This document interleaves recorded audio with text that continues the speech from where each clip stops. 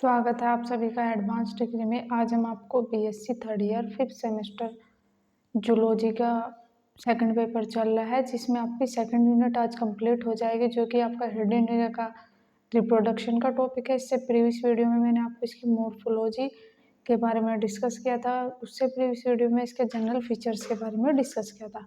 अगर आप हमारे चैनल पर नए हैं तो हमें लाइक कीजिए, सब्सक्राइब कीजिए और शेयर कीजिए और कमेंट करके ज़रूर बताइएगा वीडियो कैसा लगा। तो देखिए, ये टॉपिक होते ही आपके कंप्लीट हो जाएगा और मैंने फर्स्ट जो पेपर है आपका उसकी 8th यूनिट कंप्लीट करा दी है। तो आप प्ले लिस्ट में जाकर देख सकते हैं, जो zoology first year second semester zoology third year fifth semester paper first के नाम से अपलोड है या प्ले लिस्ट बनी हुई है। तो चलिए देखते हैं कि हिडोनिया क्या होता है। तो ये जो होता है, जिसे आमतौर पर भारतीय मवेशी जोक कैटल लीच कहते हैं। मैंने आपको पहले भी बताया था ये क्या होते हैं। ये ऐसे जोक होते हैं, जोक से आपको समझ में आ रहा होगा, यानी कि जो ब्लड को शक करने का काम करते हैं, यानी कि जो हमारा खून होता है उसको चूसने का काम करते हैं।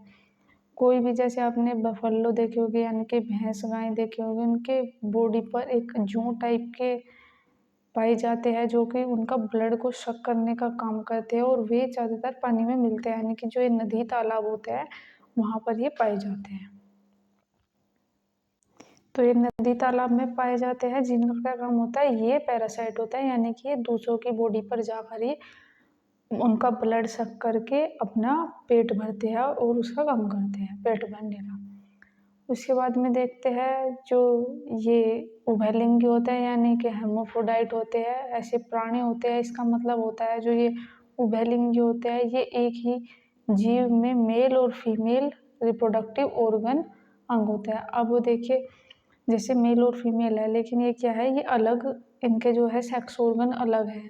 और जो ये होते हैं हिडोनिया, इनके मेल और फीमेल पार्ट जो होता है वो एक ही बॉडी में स्थित होता है।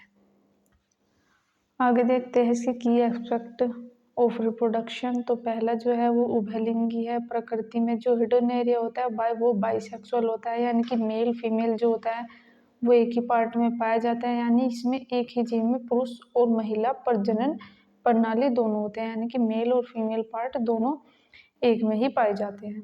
अगला देखते हैं मेल रिप्रोडक्टिव सिस्टम।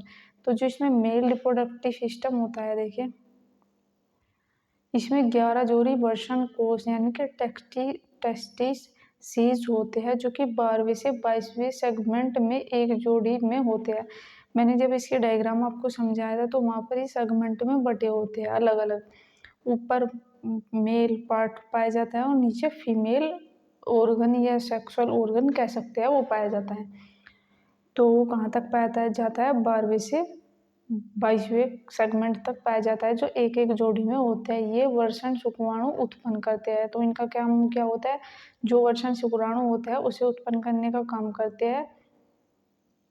जो वासा इन्फेंस या वास डिफरेंस या एपिडर्मिस में एक्चुएटरी डक्ट के माध्यम से मेल जेनिटल आर्टरी में जाते हैं। तो जो मेल, अब मैं इसका डायग्राम दिखाऊंगी तब आपको पता चल जाएगा, लेकिन जो प्रीवियस लेक्चर था मैंने उसमें आपको बताया था जो वो कैसे मेल जेनिटल डक्ट तक पहुंच जाते हैं। तो वे 10वें खंड में जाकर खुलता है। इसमें भी डायग्राम होगा, मैं आपको दिखा दूंगी कि वो कैसे 10वें खंड में जाकर खुलता है। अब देखते हैं फीमेल का। जो फीमेल रिप्रोडक्टिव सिस्टम है, इसमें अंडाशय यानी कि ओवरीज की एक जोड़ी पाई जाती है, जो कि 11वें खंड पर स्थित होती है। प्रत्येक अंडाशय में गोलाकार सिलोमिक थैली, जिसे ओविसेक्स कहते हैं। तो इसमें क्या बोला जाता है, जो ओविसेक्स होता है वो बोला जाता है थे, यानी कि सेक्स कहा जाता है। जो जो ओविसेक्स होता है उससे घिरा होता है। अंडाशय में छोड़े जो छोटे होते हैं वो ओविडक्ट निकलते हैं, जो एक साथ मिलकर कॉमन ओविडक्ट बनाते हैं। यह मादा जननांग फीमेल जेनिटल ओपनिंग 11वें माध्यम से उत्तर मिड वेंट्रिकल पर जाकर खुलता है। मैंने आपको जब प्रीवियस इसके मॉर्फोलॉजी के बारे में डिस्कस किया था तो इसका डायग्राम समझाकर ये सभी चीज़ें मैंने आपको बताई थी। अगर आपने प्रीवियस लेक्चर नहीं देखा है तो आप वो देख लीजिए, अब आपको ज़्यादा समझ में आ जाएगा। तो आगे इसमें देखते हैं क्रॉस फर्टिलाइजेशन की, इनके क्रॉस कैसे होता है फर्टिलाइजेशन के समय। तो भले ही हेडोनिया इबलंगी होते हैं, ये स्वनिषेचन यानी कि इनका जो सेल्फ फर्टिलाइजेशन है वो नहीं होता। तो इनका जो फर्टिलाइजेशन सेल्फ फर्टिलाइजेशन नहीं होता, प्रजनन लैंगिक होता है, इनमें दो जोग के बीच क्रॉस फर्टिलाइजेशन शामिल होता है। तो इसमें देखिए कैसा होता है, खुद ब खुद नहीं होता, लेकिन इनमें क्रॉस यानी कि क्रॉस फर्टिलाइजेशन होता है।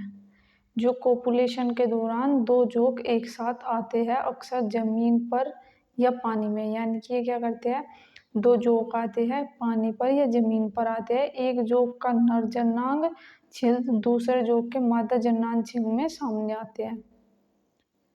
तो जो एक जोग का जो लिंग है, जो पिंच है, दूसरे योनि वेजाइना में प्रवेश करता है और शुक्राणु पैकेट्स जमा किए जाते हैं। इस प्रकार के दोनों जोग अपने शुक्राणु का आदान प्रदान करते हैं। इस प्रक्रिया में लगभग 1 घंटा लग सकता है। तो इनकी जो फर्टिलाइजेशन की जो प्रोसेस होती है उसमें 1 घंटा लग जाता है। देखिए यहाँ पर आपको डायग्राम दिखाई दे रहा होगा, जो इसका ऊपर आपको दिखाई दे रहा है, देखिए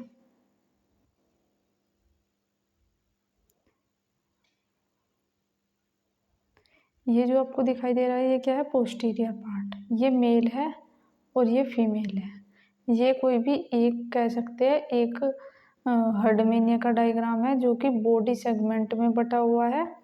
देखिए ये सेगमेंट है, इसमें टोटल 33 सेगमेंट पाए जाते हैं। दो जो 10वें पर होता है वहाँ पर मेल और फीमेल पाए जाते हैं, 10वें पर मेल पाया जाता है और 11वें सेगमेंट पर फीमेल का रिप्रोडक्टिव ऑर्गन पाया जाता है। तो कैसे फर्टिलाइजेशन होता है, कोई भी मेल का पार्ट आएगा और फीमेल का आएगा तो तब वे फर्टिलाइजेशन करेंगे।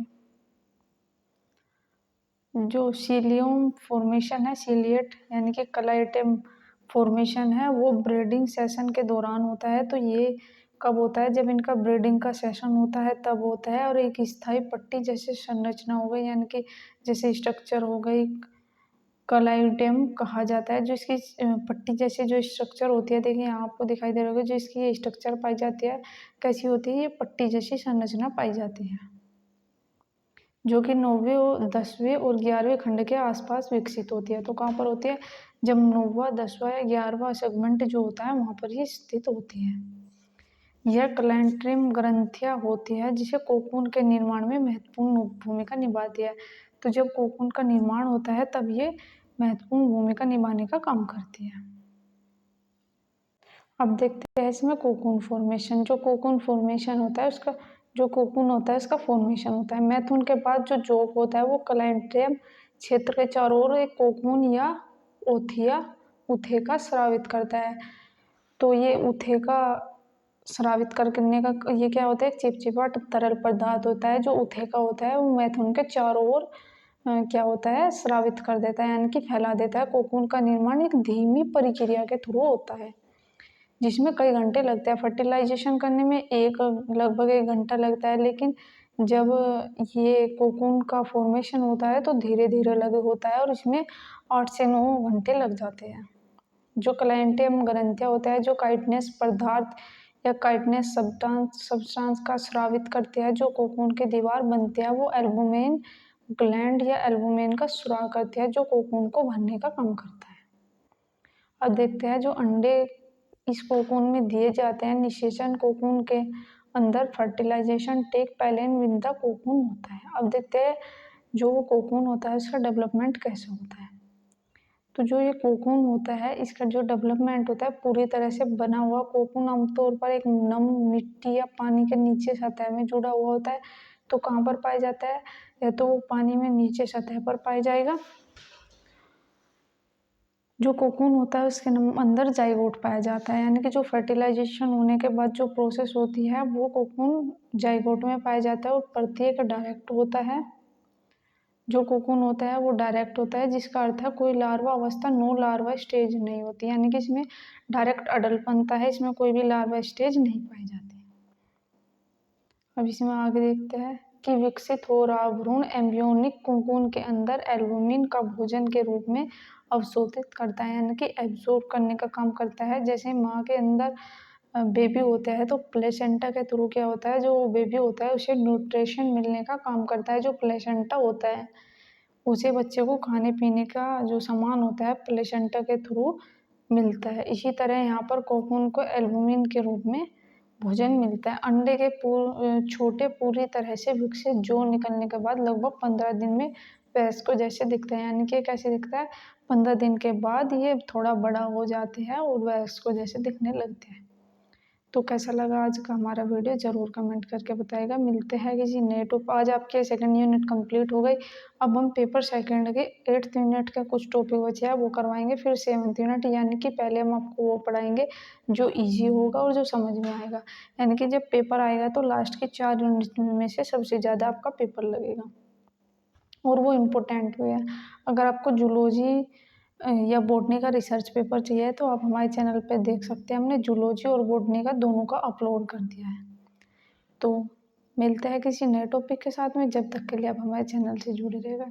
तो थैंक यू गाइस, मिलते हैं किसी नए टॉपिक के साथ।